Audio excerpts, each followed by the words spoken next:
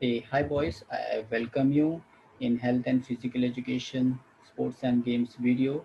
So boys, today's topic is basic rules of 13 sports where we are going to learn which is the one of the popular and played in the Olympic games. So we called it Olympic sports. Okay, it's included team game as well as individual game and my the main intention my the main purpose to sharing this video with you all that especially the standard 5th and 6th you have a good chance to play in school level any sports and to go at bottom to top level. Okay, so this videos will help you to choose your sports and you by choosing any sports you will become a champions while you perform well. Okay, so without wasting any more time I'm going to share my ppt, so watch till end, and if you don't understand you can ask me whenever we meet in the schools. Okay, but try to watch it again and again till you get little knowledge and get friendlier with all the sports. Okay, so just a minute, I'm sharing.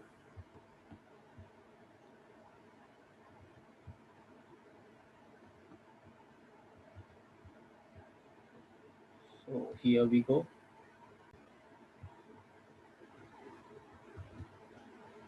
So our first slide.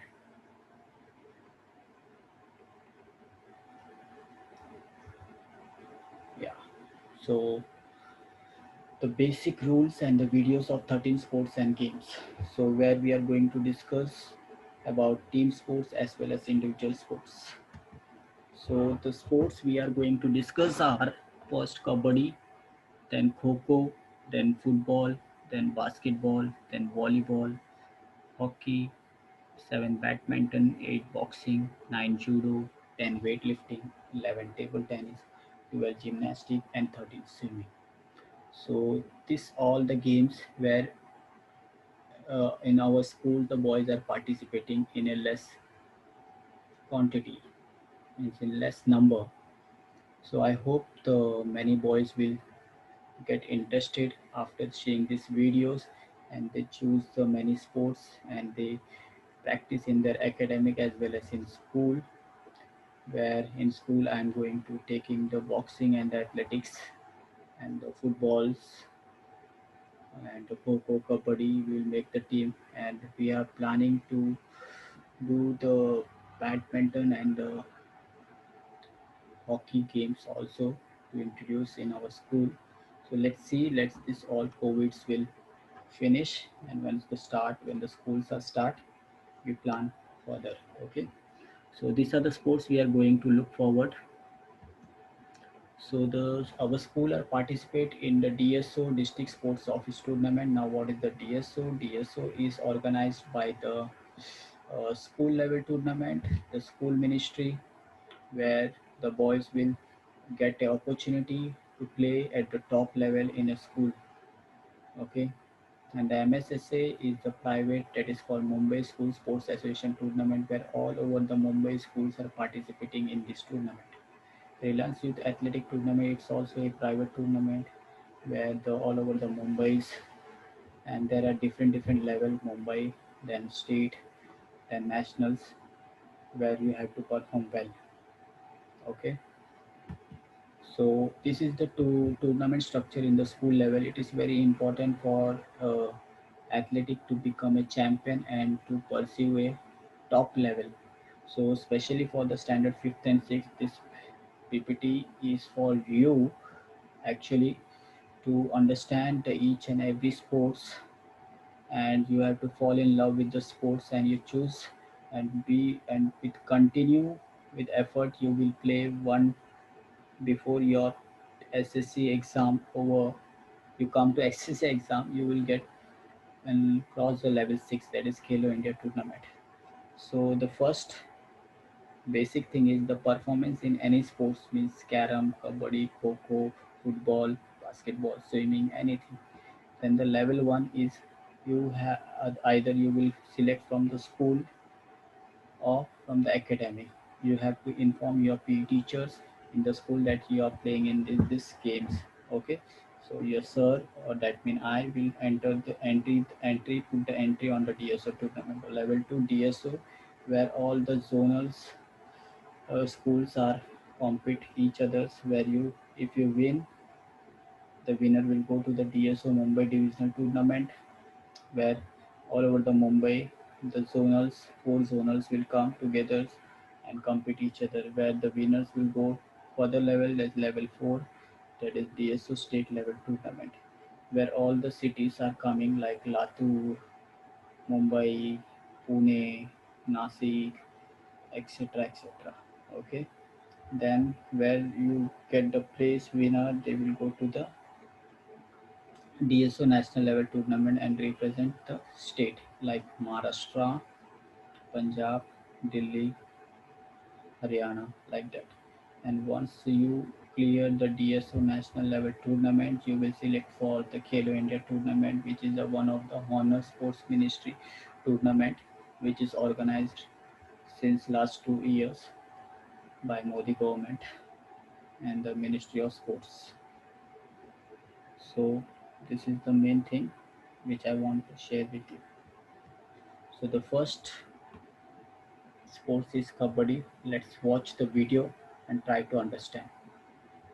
प्यारे दोस्तों, मेरा नाम है विजय और मैं हूँ जया।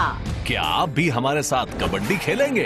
तो आइए पहले देखते हैं कि इस रोचक खेल को खेलते कैसे हैं। आओ खेलें कबड्डी।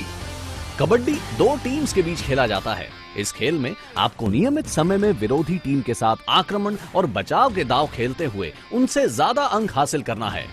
हमला करने वाली टीम अपने एक रेडर खिलाड़ी को विरोधी टीम के हिस्से में भेजती है, जिसे सांस उखड़ने से पहले एक या ज्यादा खिलाड़ियों को छूकर अपने इलाके में नियमित समय में वापस आना होता है।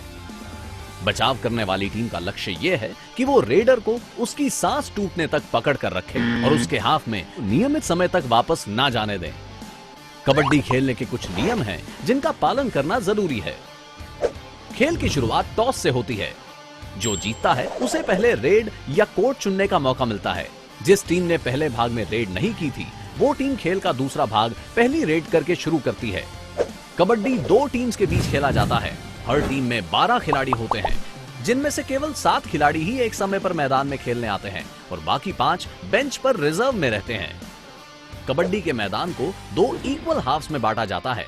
बीच में एक सफेद रंग की लकीर खींची जाती है, जिसके दोनों तरफ टीम्स होती हैं। कबड्डी का मैदान मेन एंड जूनियर बॉयज के लिए 13 बाय 10 मीटर्स का होता है।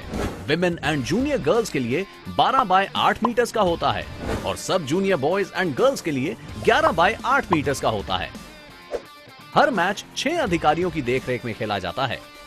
एक रेफरी, एक स्कोरर, 2 असिस्टेंट स्कोरर्स और 2 अंपायर्स। मैच की अवधि पुरुष खिलाड़ियों के लिए 20 मिनट के 2 हिस्सों में और महिला खिलाड़ियों के लिए 15 मिनट्स के 2 हिस्सों में बांटी जाती है और आधा समय गुजरने के बाद दोनों टीम्स अपनी जगह की अदला बदली कर लेती हैं। रेड करने की अवधि सिर्फ 30 सेकंड की होती है। अगर रेडर 30 सेकंड से ज्यादा टाइम लेता है तो वो आउट हो जाता है और ओपोनेंट टीम को एक पॉइंट मिल जाता है। रेड करते वक्त पॉइंट जीतने के लिए रेडर को एक गहरी सांस लेकर अपनी प्रतिद्वंदी टीम के इलाके में दौड़ कर जाना होता है और एक या अधिक खिलाड़ियों को छूकर सांस उखड़ने से पहले अपनी टीम के इलाके में वापस आना होता है। जिस टीम पर रेड हो रही है, उस टीम को अपने बचाव के लिए कई दाव खेलने पड़ते हैं, जिससे कि रेडर उनको छू ना सके और ना ही मध्यांतर रेखा के पार अपनी टीम के इलाके में वापस चला जाए। बचाव करने वाली टीम यदि ऐसा करने में सफल रही तो 1 पॉइंट जीत लेगी। ध्यान रहे कि ऐसा करते वक्त रेडर को सिर्फ उसके पैर या धड़ से पकड़ा जाए, बाल, कपड़े आदि से नहीं और ना ही मध्यांतर रेखा को पार करें। पेनल्टीज। रेडर कबड्डी शब्द के अलावा कोई और शब्द का जाप करता है या फिर सेंटर लाइन पार करने के बाद जाप शुरू करता है।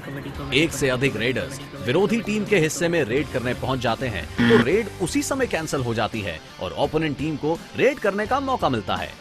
अगर रेडर अपनी चांस आने से पहले ही रेड करने पहुंच जाता है, अगर रेडर की टीम के खिलाड़ी उसको बचाने के लिए चिल्ला चिल्ला कर उसे चेतावनी या सलाह देते हैं, ऐसे हालात में गलती करने वाली टीम को पेनल्टी का सामना करना पड़ता है, जिसकी वजह से बचाव करने वाली टीम को एक टेक्निकल पॉइंट मिल जाता है। मैच के नियमित समय खत्म होने पर जिस टीम के सबसे ज्यादा पॉइंट्स होंगे वो विजयी होगी। यदि समय समाप्त होने तक दोनों टीम्स के पास बराबर अंक हुए तो खेल ड्रॉ हो जाता है। फिर 2 बार 5 मिनट का समय और दिया जाएगा। तब भी अगर ड्रॉ रहा तो जिस टीम ने पहले ज्यादा पॉइंट स्कोर किए थे वो टीम जीत जाएगी। क्यों दोस्तों, क्या आप कबड्डी के मैदान में आने के लिए तैयार हैं? So boys, I hope you will get little bit knowledge from this video, right? If you don't understand, watch it again, no problem. Okay, so we go for second video, that is Kho-Kho. प्यारे दोस्तों, मैं हूं विजय और आज हम running and catching game kho kho के बारे में जानेंगे। खो खो आउटडोर और इंडोर दोनों जगह खेला जाता है। इसे 2 टीम्स के बीच खेला जाता है। इसका मैदान रेक्टेंगुलर होता है जिसका size 27 by 16 metres men, women, junior boys and girls के लिए होता है और 23 by 14 metre sub junior boys and girls के लिए होता है। कोर्ट के एंड में 2 रेक्टेंगल्स होते हैं जिसमें हर रेक्टेंगल का size 16 by 1.5 metres men, women, junior boys and girls के लिए होता है और 14 by 1.5 metre sub junior boys and girls के लिए होता है। खो खो के खेल में मुख्य 3 श्रेणियां होती हैं: सब junior boys girls below 14 years, junior boys and girls below 18 years and seniors. Her team में 12 प्लेयर्स होते हैं जिनमें से सिर्फ 9 प्लेयर्स ही मैदान में आते हैं। हर टीम को विरोधी टीम के खिलाड़ियों के छूने से बचना होता है। खो खो खेलने के लिए कुछ तकनीक और कुशलता जरूरी है, जैसे फेक खो, सडन खो, चूजिंग डायरेक्शन, डाइविंग और पोल डाइविंग। खो खो का खेल शुरू करने के लिए सबसे पहले दोनों टीम्स के कैप्टन्स के बीच टॉस किया जाता है और विनर फौरन अपना हाथ उठाकर उंगली से सेंट्रल या साइड लाइन की तरफ इशारा करके चेजिंग या डिफेंस ऑप्शन चुनता है। एक टीम कोर्ट के बीच में एक रो में बैठी रहती है जिसमें ऑल्टरनेट मेंबर्स विपरीत दिशा में मुंह किए होते हैं। दूसरी टीम 3 प्लेयर्स को भेजती है और बैठी हुई टीम को अपने ओपोनेंट्स को टच करना होता है। चेजर्स सिर्फ एक ही दिशा में भाग सकते हैं, इसीलिए उनके पास ये विकल्प होता है कि चेस करने का काम दूसरे सिटर को दे दिया जाए जिसकी बैक उनको फेस करती है जब वो भाग रहे हो। इसके लिए चेजर को खो कहकर उस सिटर को टच करना चाहिए जो टारगेट के सबसे पास हो। हर टीम चेजिंग और डिफेंडिंग ऑल्टरनेट करती है। खो खो में फाउल कई तरह के होते हैं, जैसे चेजर का डायरेक्शन चेंज करना या सेंटर लाइन के ऊपर से जाना, बैठे हुए चेजर का एक कोर्ट को फेस करना लेकिन दूसरे कोर्ट में भागना, या खो मिलने से पहले उड़ जाना। चेजर का खो पास करने के लिए खो ना कहना या कोई और वर्ड बोलना। चेजर का जानबूझकर रनर को अग्रेसिवली टैकल, किक, पंच या पुश करना। क्यों दोस्तों, क्या आप खो खो खेलने के लिए तैयार हैं? How was it? I hope this is also good, right? Yeah, this is the proper way to play the Kho-Kho. Whenever we're going to play in our school campus, we have to follow these rules, okay? The next one is football. आमतौर पर football के मैदान का size 110 bye 75 metre होता है और गोल post का 2.44 by 7.32 metre. Football match 2 teams के बीच खेला जाता है। हर टीम में 11 खिलाड़ी होते हैं जिसमें एक गोलकीपर होता है। फील्ड में खिलाड़ी विभिन्न पोजीशंस पर खेलते हैं, जैसे goalkeeper, defenders, midfielders, forwards. Football skills को निखारने के लिए कुछ टेक्निक जानना बहुत जरूरी है, जैसे passing, receiving, controlling, kicking, high drive, low drive, shooting, dribbling, throw in, heading, volley kick, goalkeeper, catching, punching, deflecting, diving, kicking, etcetera. Goalkeeper ball को सिर्फ पेनल्टी एरिया में ही हाथ से पकड़ सकता है। फुटबॉल का लक्ष्य 90 मिनट्स के समय में अपनी विपरीत खेलने वाली टीम से ज्यादा गोल स्कोर करना है। मैच को 45 मिनट के 2 हाफ्स में बांटा जाता है, जिसमें 15 मिनट्स का हाफ टाइम ब्रेक होता है। गोल तब स्कोर होता है जब पूरी बॉल गोल पोस्ट के बीच और क्रॉस बार के नीचे गोल लाइन को पार कर जाए। सबसे ज्यादा गोल स्कोर करने वाली टीम को विजेता घोषित किया जाता है। अगर दोनों टीम्स कोई गोल नहीं स्कोर करते हैं या बराबर गोल स्कोर करती हैं, तो मैच ड्रॉ हो जाता है। तो उस समय में 15 मिनट हाफ्स के फॉर्म में 30 मिनट्स का एक्स्ट्रा टाइम ऐड हो जाता है। अगर एक्स्ट्रा टाइम के बाद भी टीम सेम स्कोर पर पाई जाती है, तो पेनल्टी शूटआउट से विजेता टीम का फैसला होता है। फुटबॉल के खेल में फाउल करने पर दंड का सामना करना पड़ता है। फाउल करने वाले प्लेयर को येलो या रेड कार्ड मिल सकता है, जो फाउल की गंभीरता पर निर्भर करता है। इसका फैसला रेफरी ही लेता है। येलो कार्ड मिलने का मतलब वार्निंग होता है और रेड कार्ड मिलने पर प्लेयर को डिसमिस कर दिया जाता है। 2 येलो कार्ड्स का मतलब 1 रेड कार्ड होता है। एक बार अगर प्लेयर डिसमिस हो गया तो उसको रिप्लेस नहीं किया जा सकता। इसके अलावा गलत ढंग से खेलने पर ओपोनेंट टीम को डायरेक्ट या इनडायरेक्ट फ्री किक करने का चांस भी मिल जाता है।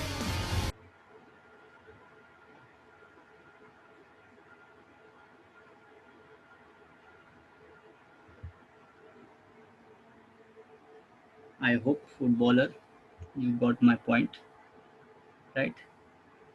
Foul and penalties. So next, that is basketball. Hey friends, I am Jaya. क्या आपको पता है कि पहले बास्केटबॉल कैसे खेलते थे? बास्केटबॉल एक टीम गेम है।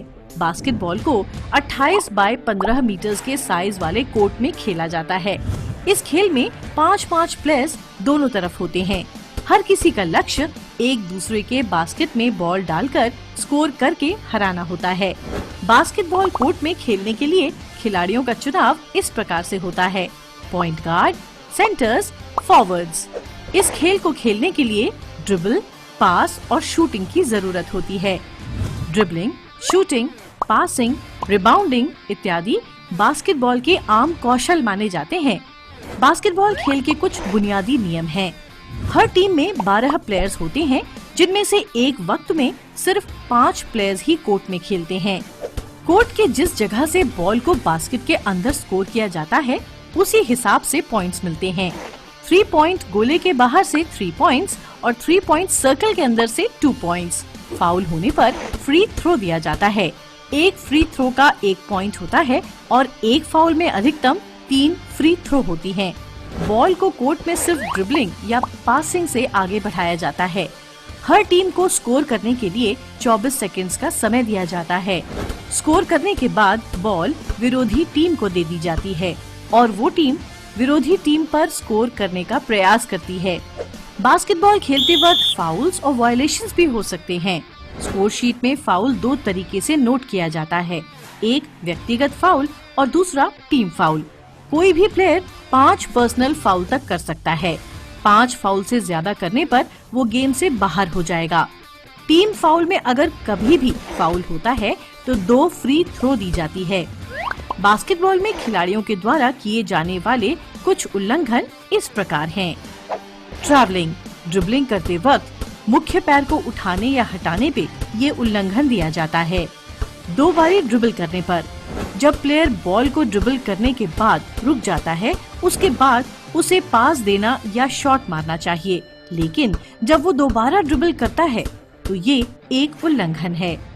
फाउल हमेशा स्कोर शीट पर नोट किया जाता है और वायलेशन स्कोर शीट पर नोट नहीं किया जाता है। क्यों दोस्तों, क्या आप बास्केटबॉल खेलने के लिए तैयार हैं? Hope you like this video. Can we go for next? Okay. It's volleyball. प्यारे दोस्तों, मैं हूँ जया और आज हम वॉलीबॉल के बारे में जानेंगे। वॉलीबॉल कोर्ट 18 बाय 9 मीटर्स का होता है, जो 2 हाफ्स में बांटा जाता है। बीचों बीच 1 मीटर वाइड नेट लगाई जाती है, जिसकी लंबाई 10 मीटर्स होती है और ऊंचाई मेन के लिए 2.43 मीटर्स और विमेन के लिए 2.24 मीटर्स होती है। कोर्ट में खिलाड़ी इस तरह से खड़े होते हैं: setter, right side attacker, counter attacker, universal, centre blocker और लिबेरो। वॉलीबॉल स्किल्स को दिखाने के लिए passing, setting, spiking, blocking, digging और सर्विंग जैसी टेक्निक्स बहुत जरूरी है। इस खेल में अपने हाथों का इस्तेमाल करते हुए बॉल को नेट के ऊपर से अपने विरोधी टीम की तरफ उछालना होता है। विरोधी टीम को उसी तरह बॉल को वापस करने से पहले उसे अपनी तरफ बाउंस होने से रोकना होता है। हर टीम में 6 प्लेयर्स होते हैं, जिनमें से 3 अटैक लाइन से पहले और बाकी 3 उनके पीछे खड़े रहते हैं। टीम 1 पॉइंट तब स्कोर करती है जब वो बॉल को सफलतापूर्वक विरोधी के कोर्ट में गिरा देती है या विरोधी टीम कोई फॉल्ट करती है। बॉल को विरोधी कोर्ट में पहुंचाने के लिए हर टीम बॉल को 3 बार पास कर सकती है। तीसरी बार में बॉल विरोधी टीम की तरफ होनी चाहिए, नहीं तो फाउल माना जाता है। सेट वो टीम जीतती है जो कम से कम 2 पॉइंट्स की लीड के साथ पहले 25 पॉइंट्स स्कोर कर लेती है। जो टीम 3 सेट्स जीत लेती है वो विनर मानी जाती है। वॉलीबॉल में कुछ पेनल्टीज होती हैं, जैसे सर्व करते वक्त लाइन पर या उसके आगे पैर रखना, बॉल को नेट के ऊपर से साफ तरीके से सर्व न कर पाना, बॉल को गलत ढंग से हिट करना, खेल के दौरान किसी भी शरीर के हिस्से को नेट से छूना मना है। चाहे आप कितने भी अच्छे खिलाड़ी हों, सुरक्षा नियम जरूरी हैं। उचित तकनीक का इस्तेमाल करते हुए अपनी टीम के खिलाड़ियों पर नजर रखनी चाहिए और बॉल को खेलने से पहले कॉल करनी चाहिए ताकि दूसरे खिलाड़ी आपस में टकरा न जाएं। तो आओ इस एक्साइटिंग और एक्सप्लोसिव एक्शन वाले गेम को खेलने के लिए तैयार हो जाओ। Is it fantastic, right? I hope some of volleyball player have come up from our school. The next one is hockey. प्यारे दोस्तों, मैं हूँ जया और आज हम सब हॉकी के बारे में जानेंगे। हॉकी एक आउटडोर में खेलने वाला टीम स्पोर्ट है, जिसकी एक टीम से 11 खिलाड़ी खेलते हैं, जिसका लक्ष्य बॉल को हॉकी स्टिक का इस्तेमाल करते हुए गोल करना होता है। जितनी बार अटैकिंग टीम बॉल को विरोधी शूटिंग सर्कल से गोल के अंदर पहुंचाती है, उतनी बार वो गोल स्कोर में ऐड होता है। हॉकी फील्ड का साइज 91.4 मीटर्स बाय 55 मीटर्स होता है। एक टीम में सभी खिलाड़ी एक तरह के कपड़े पहनते हैं, सिवाय गोलकीपर के। गोलकीपर के लिए जरूरी है कि वो hand protector, leg guard, kicker, abdomen guard और हेड गियर का इस्तेमाल करे। प्लेयर्स की फील्ड पोजीशंस के हिसाब से उनको ये नाम दिए जाते हैं: goalkeeper, defender, midfielder, attacker. Hockey के कुछ बुनियादी नियम हैं। हर टीम में 18 खिलाड़ी होते हैं, 11 मेन खिलाड़ी और 7 सब्स्टिट्यूट्स होते हैं। हर खिलाड़ी के हाथ में एक हॉकी स्टिक होती है, जिसकी सिर्फ एक साइड से ही बॉल को खेला जा सकता है। अगर बॉल को विरोधी टीम के शूटिंग सर्कल के अंदर से अटैकर द्वारा विरोधी गोल के अंदर खेला जाता है तो उसे गोल माना जाता है। नियमों के मुताबिक 15 मिनट के 4 क्वार्टर होते हैं। इसमें क्वार्टर ब्रेक 2 मिनट का और मध्यांतर 5 मिनट का होता है। लीग मैचेस में ड्रॉ के केस में इक्वल पॉइंट बढ़ जाते हैं, लेकिन नॉकआउट टूर्नामेंट्स में ड्रॉ के केस में पेनल्टी शूट आउट होता है, जो अधिकतम 5 पॉइंट्स का होता है। और अगर पेनल्टी शूट आउट भी ड्रॉ हो जाए, जैसे 5-5, तब सडन डेथ रूल लागू होता है, जिसमें जो टीम स्कोर करके बढ़त हासिल करती है वो जीत जाती है। टाइम खत्म होने पर जिस टीम ने सबसे ज्यादा गोल्स किए हैं वो जीत जाती है। अगर कोई गोल स्कोर नहीं हुआ हो या फिर दोनों टीम्स के इक्वल स्कोर्स हो तो मैच ड्रॉ हो जाता है, जिसका फैसला शूट आउट कॉम्पिटिशन से किया जाता है। पेनल्टीज इस प्रकार हैं: जानबूझकर अपने विरोधी के पास से बॉल को ऐसे हिट करना जिससे वो घायल हो जाए, बॉल को हॉकी स्टिक के राउंड साइड से हिट किया जाए, शूटिंग सर्कल के अंदर ऑफेंस करने पर पेनल्टी कॉर्नर और पेनल्टी स्ट्रोक भी मिल सकते हैं। क्यों, हॉकी सीखना है ना आसान? तो क्या आप हॉकी खेलने के लिए तैयार हैं? Nice. So for next video, I hope you like this hockey, right? Badminton. प्यारे दोस्तों, मैं हूँ जया और आज हम सब अपने फेवरेट खेल बैडमिंटन के बारे में जानेंगे। बैडमिंटन का मैच प्रॉपर कोर्ट डायमेंशंस के साथ इंडोर में खेला जाता है। कोर्ट की डायमेंशंस 6.1 मीटर बाय 13.4 मीटर्स होती है। बैडमिंटन खेलने के लिए रैकेट और शटलकॉक की जरूरत होती है। रैकेट से शटलकॉक को नेट के दूसरी तरफ हिट किया जाता है और प्रतिद्वंदी खिलाड़ी उसे हिट बैक करता है। बैडमिंटन चैंपियनशिप में 5 वर्ग होते हैं: main singles, women's singles, men's doubles, women's doubles और मिक्स्ड डबल्स। बैडमिंटन खेलते वक्त खिलाड़ी कुछ तकनीक का इस्तेमाल करते हैं जो उनके खेल को और भी निखार देती है। इनमें से फुटवर्क, सर्व और ग्रिपिंग कुछ खास तकनीक हैं। फुटवर्क तकनीक प्लेयर्स को बैडमिंटन कोर्ट में ऑर्गेनाइज्ड तरीके से घूमने देती है। अगर प्लेयर का फुटवर्क अच्छा है तो वो ओपोनेंट के हर शॉट को फुर्ती के साथ वापस कर सकते हैं।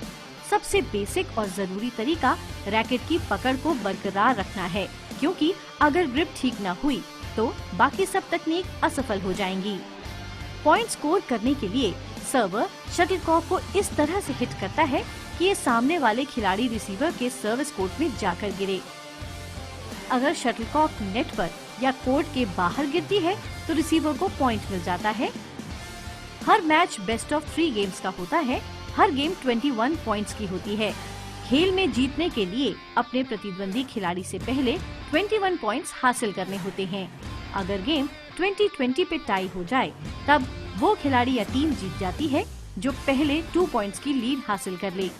और अगर मैच 29-29 तक चले जाए तब जो खिलाड़ी या टीम 30th पॉइंट लेती है वो टीम की विनर होती है। हर गेम टॉस से शुरू होता है और टॉस जीतने पर उस प्लेयर को सर्विस या तो अपना कोर्ट चुनने का मौका मिलता है। बैडमिंटन इवेंट्स में एक मेन अंपायर, एक सर्विस जज और 10 लाइन जज होते हैं। पेनल्टी: अगर प्लेयर नेट को अपने शरीर के किसी भी हिस्से या रैकेट से छूता है तो ओपोनेंट को 1 पॉइंट मिल जाता है। अगर प्लेयर जानबूझकर अपने सामने वाले खिलाड़ी को डिस्ट्रैक्ट करता है, खेल को डिले करता है या शटलकॉक की स्पीड या उड़ान को बदलने के लिए उसे डैमेज करता है। अगर प्लेयर रैकेट में शटलकॉक को फंसाकर हिट करता है। अगर प्लेयर शटलकॉक को 2 बार रैकेट से हिट करता है तब फाउल काउंट होता है। दोस्तों, बैडमिंटन है ना मजेदार, तो चलो एक मैच हो जाए। Right, this is very easy way to understand of any sports by this video. So I hope you enjoying to watch these videos. The next one is boxing. है दोस्तों, बॉक्सिंग करने में मजा आता है ना। बॉक्सिंग का नाम आते ही कौन भूल सकता है मोहम्मद अली का वो famous quote, float like a butterfly, sting like a bee. इसी मंत्र के साथ बॉक्सिंग में अप्लाई करें। मुक्केबाजी यानी बॉक्सिंग एक विख्यात खेल है जो कि आत्मरक्षा का खेल है, जो कि इंडोर कैटेगरी में खेला जाता है। इसमें दोनों खिलाड़ियों को बॉक्सिंग तकनीक का इस्तेमाल करके अपने प्रतिद्वंदी को रिंग के अंदर नॉक डाउन करना है।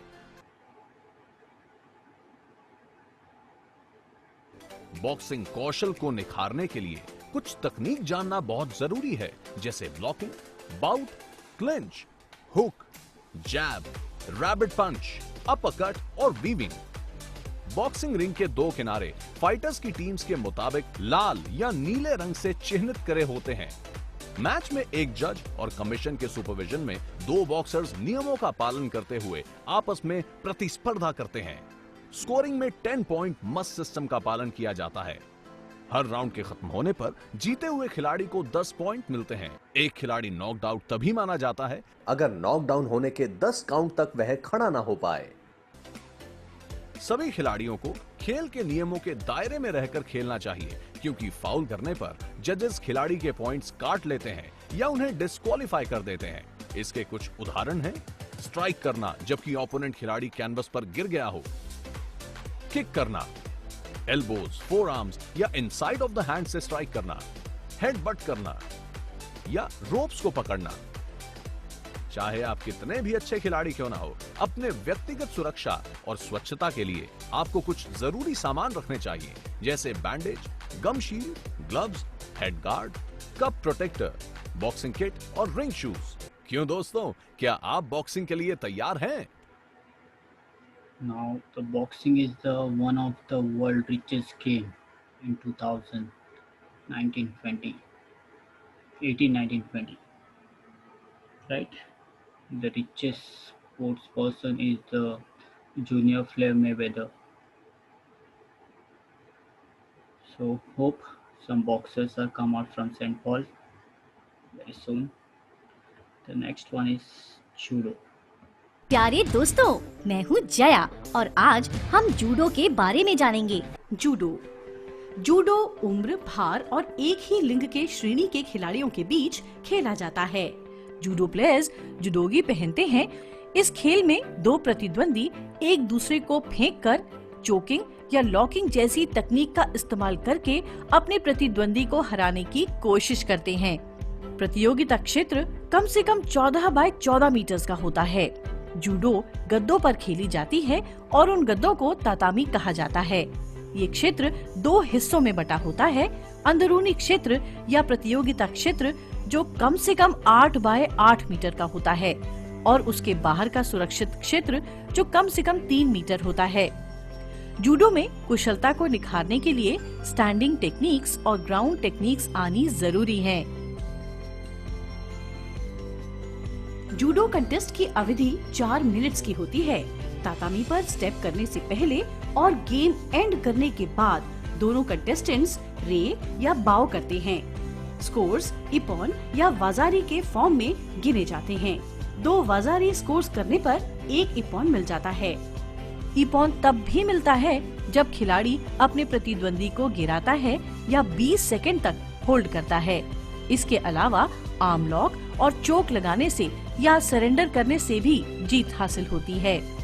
स्कोर्स सेम होने पर गोल्डन स्कोर नाम का ओवरटाइम पीरियड मिलता है, जिसमें पहले स्कोर करने वाला खिलाड़ी विजेता बन जाता है। शीरो तब मिलता है जब प्रतियोगी लंबे समय तक कोई हमला नहीं करता या कोई रूल तोड़ता है।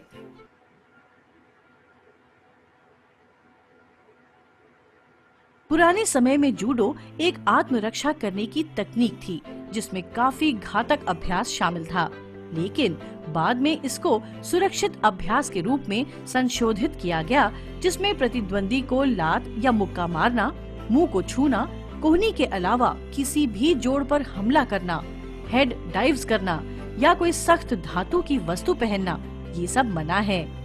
क्यों दोस्तों, क्या आप जुडोका बनने के लिए तैयार हैं? Wow, very interesting. Right, boys? Hope you are enjoying. The next one is weightlifting. प्यारे दोस्तों, मैं हूं विजय और आज हम सब ताकत और शक्ति का खेल वेट लिफ्टिंग के बारे में जानेंगे। वेट लिफ्टिंग व्यक्तिगत इंडोर खेलने वाला स्पोर्ट है जो विभिन्न वजनों के वर्ग के खिलाड़ियों में खेला जाता है। वेट लिफ्टिंग कोर्ट चौरस आकार का होता है, जिसकी हर साइड 400 सेंटीमीटर और हाइट 10 सेंटीमीटर होती है। खिलाड़ी को अधिकतम वेट लिफ्ट और ओवरऑल लिफ्ट कॉम्बिनेशन के आधार पर विनर चुना जाता है। लिफ्ट्स करने के लिए दोनों हाथों का इस्तेमाल करना जरूरी है और हर एक लिफ्ट में अधिकतम 3 बार उठाने का मौका मिलता है। वेट लिफ्टिंग कंपटीशन में लिफ्टर्स को 2 तरह के लिफ्ट्स करने पड़ते हैं, स्नैच और क्लीन एंड जर्क। स्नैच में लिफ्टर बाबल को दोनों हाथों से नीचे झुककर ग्रिप करते हुए अपने पांव के आगे खींचते हुए सीधा सर के ऊपर तक सिंगल मूव में उठाता है। क्लीन एंड जर्क में क्लीन पहला भाग है, जिसमें लिफ्टर बाबल को प्लेटफॉर्म से अपने कंधों तक लाता है।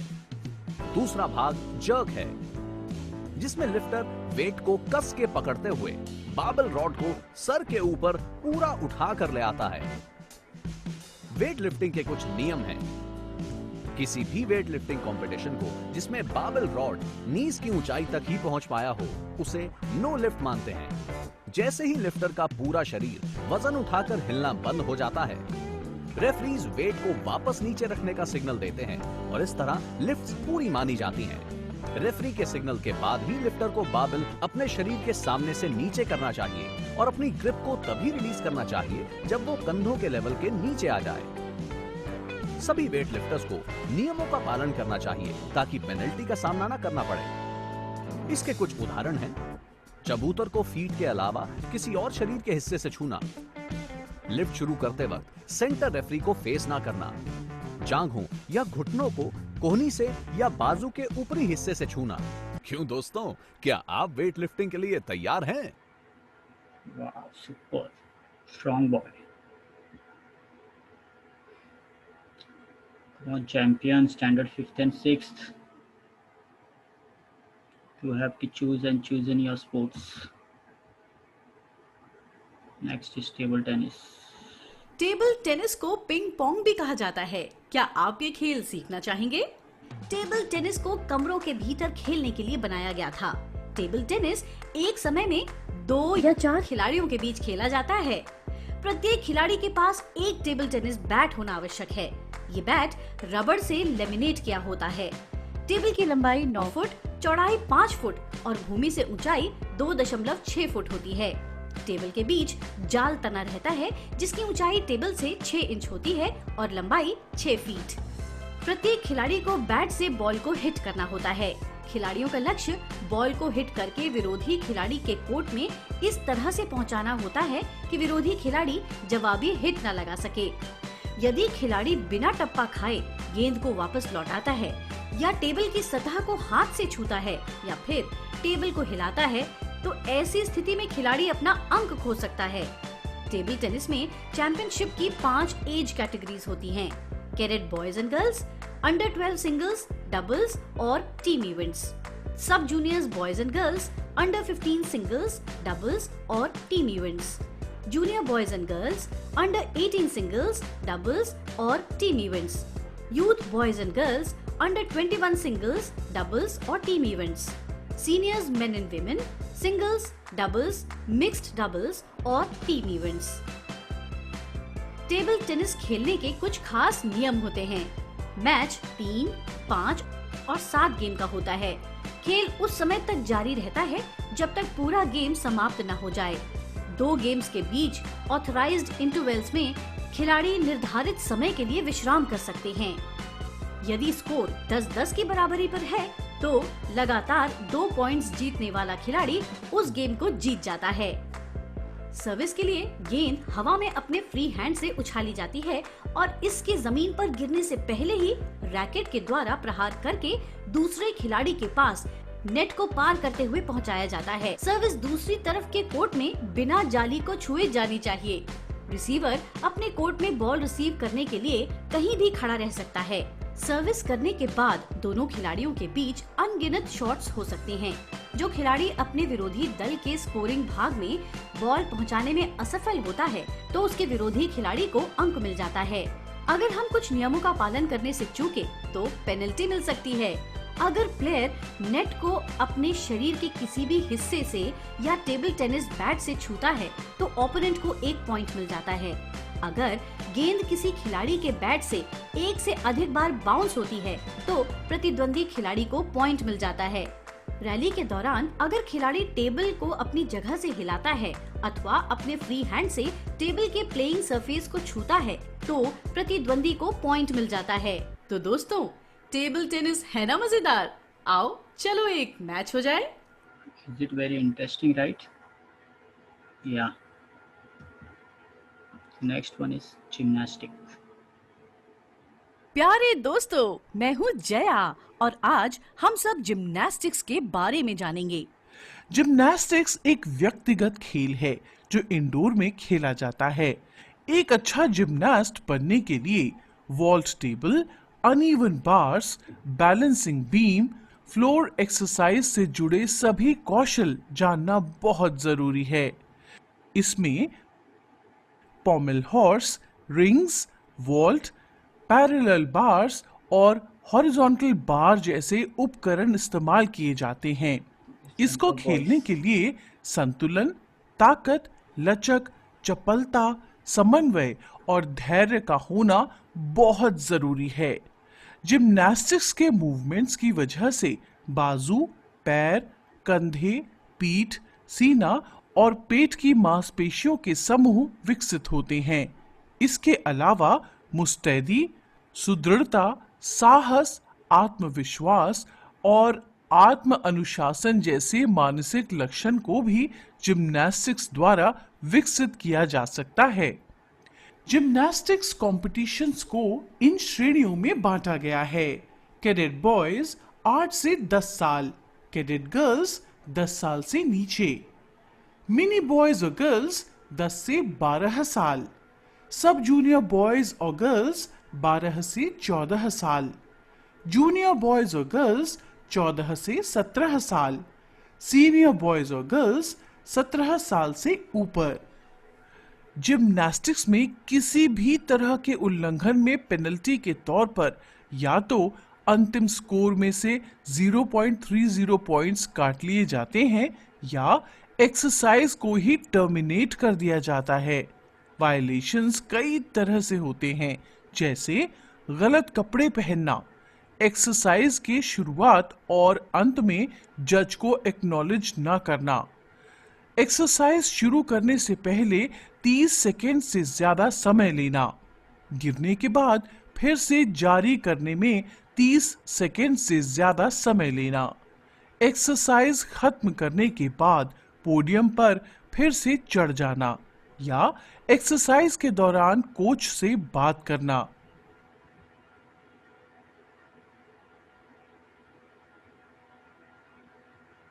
क्यों दोस्तों, क्या आप जिम्नास्ट बनने के लिए तैयार हैं? Is it fantastic, right? Flexibility, sports. Now this one is the last, that is swimming. प्यारे दोस्तों, मैं हूं विजय और आज हम अपने सबसे प्रिय खेल स्विमिंग के बारे में जानेंगे। स्विमिंग व्यक्तिगत खेल है जो कि आउटडोर और इंडोर दोनों जगह पर खेला जा सकता है। स्विमिंग के लिए स्पेशल स्विमिंग वाले कपड़े पहनना जरूरी होता है, जिसमें आंखों पर चश्मा और सर पर टोपी भी लगानी पड़ती है। स्विमिंग में दो तरह के पूल्स होते हैं, शॉर्ट कोर्स पूल्स और long course pools. Short course pool की लेंथ 25 मीटर होती है, जिसमें 8 या 10 लेन्स होती हैं। लॉन्ग कोर्स पूल की लेंथ 50 मीटर होती है और इसमें भी 8 या 10 लेन्स होती हैं। स्विमिंग करने से पहले फ्लोटिंग करना आना चाहिए। फ्लोटिंग करने के कुछ आसान तरीके हैं: पानी के साथ बैलेंस और फ्लोटिंग। इसको सीखने से पहले हमें पानी का डर अपने मन से निकाल देना चाहिए और स्विमिंग पूल में कुछ दिन तक सिर्फ पानी में इधर उधर चलने से इस डर को निकाला जा सकता है। बैलेंस बनाने के लिए आपको 2-3 दिन लगातार किक बोर्ड पर अभ्यास करना पड़ेगा। शुरू में तो आपको दिक्कत होगी, लेकिन धीरे धीरे आपका बैलेंस बन जाएगा। तो किक बोर्ड का एक और फायदा है, बैलेंस के साथ साथ ये आपको स्ट्रीमलाइन पोजीशन में रहने में हेल्प करेगा। कुछ सामान्य बातें: किक बोर्ड को ज्यादा प्रेशर से ना पकड़ें। किक करते वक्त पैरों को रिलैक्स रखें और पानी से 5 से 8 सेंटीमीटर नीचे चलाएं। किक बोर्ड को उसकी लंबाई के आधे या आधे से ज्यादा हिस्से से पकड़ें। आपको स्विम करते वक्त अपने पैरों और हाथों की गतिविधियों पर फोकस करते रहना चाहिए। इसके साथ ही अपनी सांस और स्विमिंग स्ट्रोक्स को भी टाइम करते रहना चाहिए ताकि आप अच्छी तैराकी कर सकें। स्विमिंग में 4 तरह के स्ट्रोक्स होते हैं: free style, back stroke, breast stroke और बटरफ्लाई। स्विमिंग के कुछ नियम हैं जो जान लेना जरूरी है। स्विमिंग कंपटीशन हमेशा लड़के और लड़कियों के लिए अलग अलग होता है। स्विमर को एक ही लेन में रहते हुए ही रेस को पूरा करना होता है। स्विमर को वापस मुड़ते वक्त पूल के एंड वॉल को छूना पड़ता है। कंपटीशन में ऐसा स्विम सूट या डिवाइस पहनना मना है जिससे स्विमर की गति, उछाल या धैर्य को बढ़ावा मिले। सभी स्विमर्स को नियमों का पालन करना चाहिए ताकि पेनल्टी या अयोग्यता का सामना न करना पड़े। इसके कुछ उदाहरण हैं: जानबूझकर स्विम करते करते रुक जाना, दूसरे स्विमर के लेन में चले जाना, जानबूझकर पूल के अंदर फ्लोर को छूना, स्विमिंग करते वक्त जानबूझकर लेन रोप खींचना, अर्ली स्टार्ट करना। चाहे आप कितने भी अच्छे तैराक हों, सावधानी के नियमों और गाइडलाइंस का पालन करना बेहद जरूरी होता है। अगर आप थके हों तो पानी से दूर रहें, च्युइंगम या और कुछ मुंह में ना रखें, इससे दम घुटने का खतरा रहता है। डाइविंग बोर्ड्स या स्लाइड्स के नीचे स्विम ना करें, लाइफ गार्ड होने पर ही स्विम करें। बादल गरजने या बिजली कड़कने पर आउटडोर पूल में स्विमिंग नहीं करनी चाहिए। क्यों दोस्तों, क्या आप तैरने के लिए तैयार हैं? Wow, is it fantastic, right? So this is the thing, boys. I hope you like this all the videos, and I hope that you will watch again and again because it's very interesting to learn, easy way to learn the rules and regulations and penalties, fouls, everything. So I hope in upcoming years, especially standard 5th and 6th, the many champion will arising and will play for the school and make our school proud, right? And become a Khelo India champion across all the level. So I hope and I wish you all the best. Good day. Bye bye. Thank you for watching it.